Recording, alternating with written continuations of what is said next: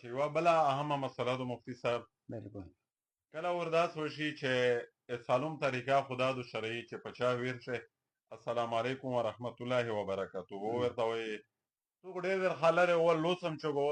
خو بیا واته په خوله ورته وایي چې السلام علیکم ورحمت الله وبرکاته اگر چې دا یې نه وروي درنه لرې وي خو دا ټکي ورسره ادا کوي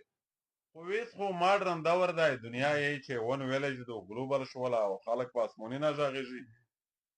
بیا ته ویسه عام طور چې څو راځه محسوس کوه ها پلیار پې تېرېږي سلام السلام علیکم ورحمت الله وبرکاته نشته خالی په لوز باندې سلام کول دا د مسلمانو طریقه نه ده دا د یهود د نصارا طریقه ده حضور صلی الله علیه وسلم فرمایي لا تشبهوا باليهود ولا بالنصارى فإن تسليم اليهود الإشارة بالأصابع وتسليم النصارى الإشارة باليد او مو متا توسه د يهود نصارا په لیبا باندې سلومینا ما سره کوي ځکه چې يهود کیم سلومینا کول کنه هغه ګوته باندې سلو او نصارا چې کیما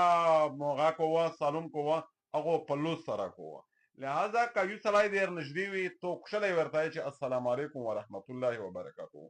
درنه لرې ووایه لوس یې چګولې ضرورت و لوس هغه چکه خو السلام علیکم ورحمت الله وبرکاته الفاظو ادا کوي اگر چې دا یې نه وروي خو دا وی چې کیما مروجه دو پلا تیریږي نوس وي دا مطلب دا طریقه د شرعي نه دو بای بای یا مطلب ګوړ بای یا ټاټا نو دا د یهود د نصارا طریقه دو میش د مسالې میش د شریع احکام بیانول مقصود دا دی چې میشه د سنت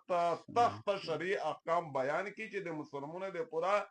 مروجه کیمه طریقې شرعي دي چې په شریعت سنت رام دي سي مړزونه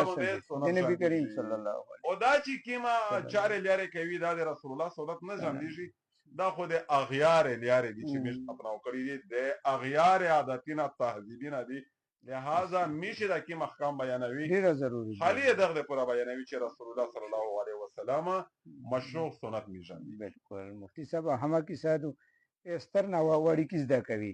چې د په دغه رنگ سالون زده کی اجازه الله پاک